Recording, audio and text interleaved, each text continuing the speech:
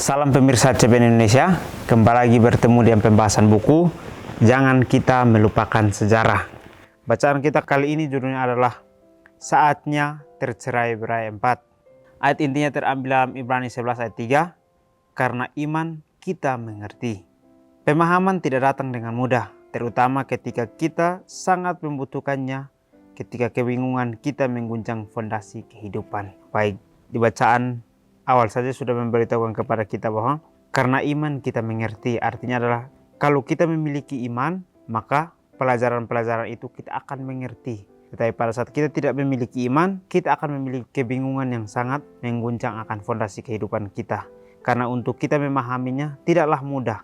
Kita harus memiliki iman yang teguh, baru kita akan mengerti apa yang kita butuh di dalam kehidupan kita untuk bertumbuh di dalam Tuhan. Jadi kebingungan seringkali mengguncang akan fondasi kehidupan kita karena kurangnya iman yang kita miliki, sehingga itu terjadi di dalam kehidupan kita sehari-hari.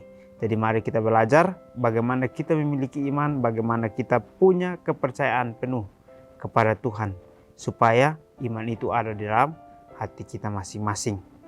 Hampir mustahil bagi kita yang hidup lebih dari 160 tahun setelah peristiwa tersebut untuk memahami dalamnya kebingungan dan kekacauan di kalangan pengikut Miller pasca kekecewaan Oktober 1844. Ada beberapa jawaban atas apa yang terjadi pada Oktober 1844. Seperti yang telah kita catat, selama 3 hari terakhir, kelompok penganut paham spiritualisme yang berpendapat bahwa mereka benar dalam hal waktu dan peristiwa, yang mengklaim bahwa Kristus memang datang pada 22 Oktober. Di sisi lain, kaum Advent Albani mengatakan bahwa mereka salah mengenai waktu tetapi benar dalam peristiwa yang akan terjadi pada akhir 2300 hari. Artinya tidak ada nubuatan digenapi pada bulan Oktober, dan pemulihan tempat kudus memang itu adalah kedatangan kedua, suatu peristiwa yang belum terjadi. Baik, pelajaran-pelajaran yang kita bahas di sini mengingatkan kepada kita bahwa sejarah perjalanannya Miller mungkin kita belum mengerti sepenuhnya. Pada saat kita lihat di sini dikatakan bahwa hampir mustahil bagi kita hidup lebih dari 160 tahun setelah peristiwa tersebut memahami dalamnya kebingungan dan kekacauan. Pada saat itu terjadi, mungkin banyak sekali yang memiliki iman yang rontok atau iman yang tidak kuat, sehingga mereka berbalik arah ke tempat di mana mereka berasal. Dikatakan di sini bahwa karena kekecewaan yang terjadi, mereka melupakan akan iman itu dan mereka ingin untuk kembali ke masa lalu mereka, yang dimana mereka akan memiliki kebingungan terbesar di dalam kehidupannya. Jadi katakan di sini bahwa pada saat terjadi juga pada tahun 1844 ini, banyak sekali yang mau untuk membuat pelajaran-pelajaran sesuai dengan apa yang mereka pahami atau dalam hal mereka mempunyai ilmu pengetahuan, sehingga adanya munculnya ritualisme dan juga kaum Advent Albani ini yang mengatakan bahwa banyak sekali yang terjadi. Spiritualisme berpendapat bahwa hal itu terjadi pada waktu dan peristiwa yang sama. Tetapi spiritualisme ini mengatakan bahwa mereka benar dalam hal waktu dan peristiwa. Mereka klaim bahwa Kristus datang pada 22 Oktober. Tetapi adanya juga kaum Advent Albani yang mengatakan bahwa salah satu mengenai waktu yang tepat dan benar, peristiwa ini terjadi pada akhir 2300 hari. Jadi ini adalah pelajaran-pelajaran yang sering kali kita pelajari untuk kita mengerti bagaimana peristiwa sejarah itu, di mana sejarah inilah yang mengajar kita untuk kita selalu bergantung kepada Tuhan, untuk percaya kepada Dia. Kita tidak tahu waktu yang tepat, tetapi marilah kita belajar dari Alkitab ini. Tuhan akan memberitahukan kepada kita waktu yang tepat untuk kita ketahui Dia datang. Kedua kelompok ini telah mengabaikan hal-hal penting. Bagi pengarut spiritualisme, mereka mengabaikan pemahaman akan Alkitab secara harfiah. Sementara bagi kelompok Albani, mereka mengabaikan pemahaman Miller tentang waktu nubuatan. Baik, pelajaran ini menceritakan bagaimana dua peristiwa yang terjadi dengan pemahaman yang berbeda. Dikatakan di sini bahwa ada yang mengatakan bahwa bagi pengarut spiritualisme, mereka mengabaikan pemahaman Alkitab akan secara harfiah, atau mereka tidak mengandalkan akan kebenaran, tetapi mereka mengandalkan apa yang mereka ketahui. Tetapi di sini juga dikatakan bahwa sementara bagi kelompok Albani, mereka mengabaikan pemahaman Miller tentang waktu dan nubuatan. Jadi sebenarnya yang kita butuh adalah Alkitabiah dan juga nubuatan ini harus bisa berjalan sama, karena kita sebagai orang yang percaya kepada Tuhan, kita harus percaya kepada kebenaran dan juga sejarah yang terjadi di dalam kebenaran itu. Itulah yang membuat kita untuk kita belajar bagaimana kita bergantung hari demi hari kepada Tuhan. Karena pada saat kita bergantung kepada Dia, iman kita yang dapat mengerti untuk bisa bertumbuh lebih dekat kepada Tuhan. Namun ada kemungkinan pandangan ketiga mengenai penggenapan nubuatan 2300 hari pada Oktober 1844, yaitu bahwa para pengikut Miller benar mengetahui waktu tetapi salah mengenai peristiwanya. Dan kata lain, nubuatan tentang 2300 hari telah digenapi. Tetapi pemulihan tempat kudus jelas bukan kedatangan Kristus yang kedua.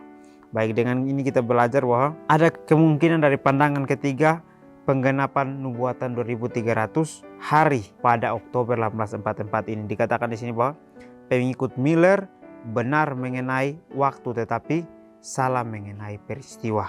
Dikatakan di sini bahwa nubuatan tentang 2300 hari ini telah digenapi, tetapi pemulihan tempat kudus jelas bukan kedatangan Kristus yang kedua. Yang artinya adalah nubuatan tentang 2300 hari ini telah digenapi, tetapi pemulihan tempat kudus jelas bukan kedatangan Kristus yang kedua.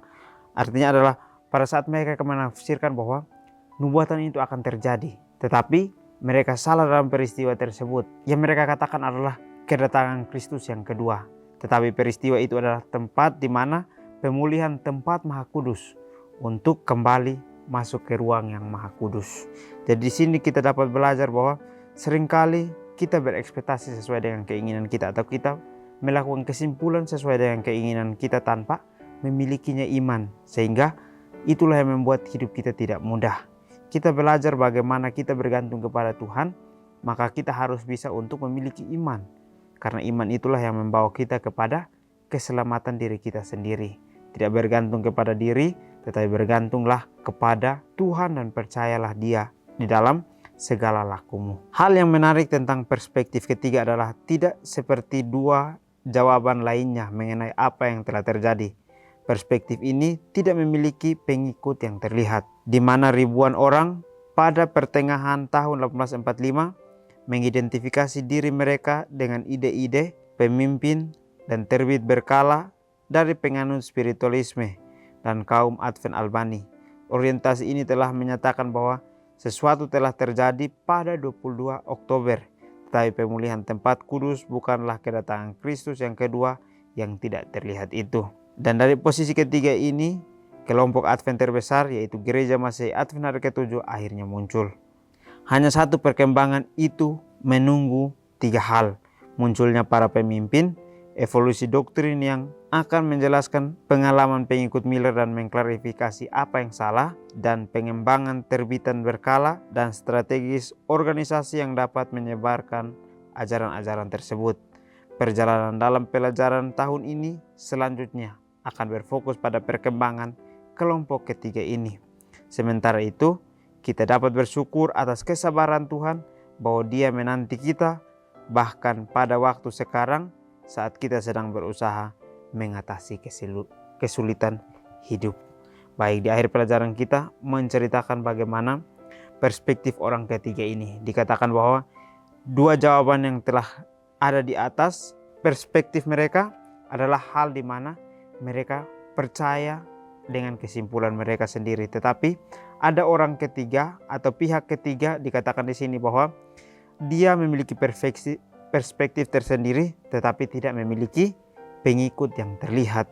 Dikatakan di sini bahwa ribuan orang pada pertengahan 1845 ini mengidentifikasi mereka adalah ide-ide, pemimpin dan juga terbitan berkala dalam pengikut spiritualisme dan kaum Albani. Tetapi di sini dikatakan bahwa dari posisi ketiga ini adalah kelompok Advent terbesar, yaitu Gereja Masehi Advent Hari ke-7, yang artinya adalah kita adalah orang yang sebenarnya bersiap untuk memberikan pekabaran itu atau membawa pekabaran ini dengan jelas Karena kita dikatakan bahwa kita adalah kelompok dari pihak ketiga itu.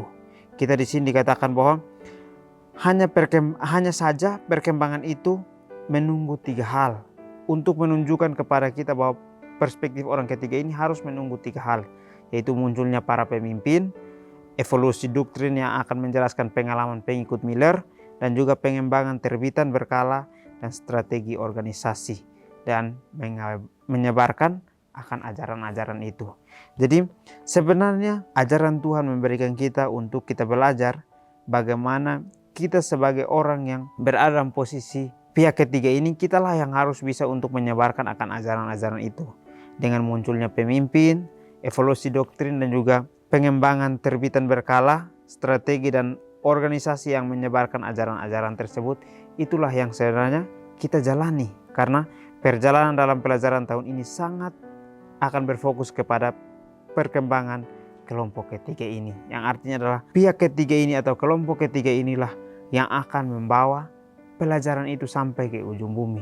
Atau kita lihat di sini bahwa orang yang mau untuk benar-benar memiliki iman bergantung kepada Tuhan, sehingga dia pada saat berjalan dia tidak memiliki kebingungan untuk mengguncangkan akan fondasi itu, tetapi dia pada saat dalam keadaan krisis pun dia percaya bahwa Tuhan memberikan itu untuk dia bisa mengerti, untuk dia bisa belajar untuk memiliki iman penuh kepada Tuhan.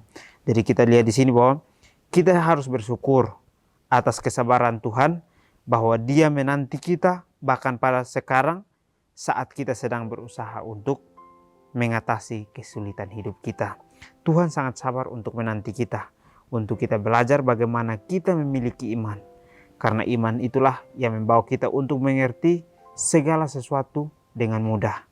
Karena pemahaman datang bukan dengan cara yang mudah, tetapi bagaimana kita memiliki iman dan cara itu akan menjadi mudah. Dari pelajaran ini memberitahukan kepada kita bahwa marilah kita turut kepada Tuhan, pelajarilah apa yang Dia ingin untuk kita lakukan di dalam hidup kita. Pada saat Dia meminta kita untuk menjadi orang yang mau untuk bekerja bersama dengan Dia, berarti kita sudah harus siap untuk memiliki iman dan percaya hanya kepadanya. Jadi mungkin ini saja pelajaran dapat saya bahas. Kiranya kita bertemu lagi di pertemuan selanjutnya. Kiranya Tuhan Yesus memberkati kita semua.